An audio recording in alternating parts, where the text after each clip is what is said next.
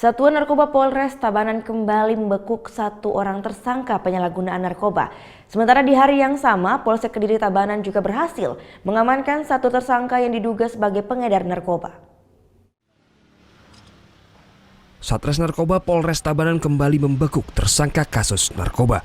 Tersangka GBB ditangkap di wilayah Desa Kediri, Tabanan. Saat penggeledahan, petugas menemukan narkoba jenis sabu seberat 0,42 gram di dalam bagasi motor pelaku. Petugas melanjutkan pemeriksaan keesokan harinya dengan menggeledah rumah tersangka. Dalam penggeledahan tersebut, petugas menemukan sabu seberat 0,05 gram beserta alat hisap. Sementara itu, polisi juga mengamankan seorang tersangka yang merupakan pemakai sekaligus pengedar narkoba.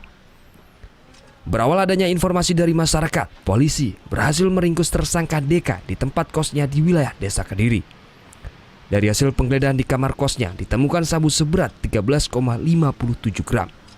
Jadi untuk hal ini perlu kita sampaikan kepada masyarakat agar lebih berhati-hati dalam membina anak-anaknya, keluarganya, karena di Tabanan ini sudah semakin semarak, sudah semakin banyak kejadian-kejadian narkoba, jadi agar lebih berhati-hati dan lebih banyak memberikan wejangan, nasihat-nasihat kepada anaknya dan mengawasi pergaulan daripada anak-anaknya.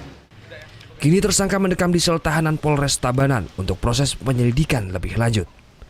Kedua tersangka dijerat dengan pasal 112 Undang-Undang Nomor 35 Tahun 2009 tentang narkotika dengan hukuman minimal 5 tahun dan maksimal 20 tahun penjara. Surya Sanjaya melaporkan untuk NET.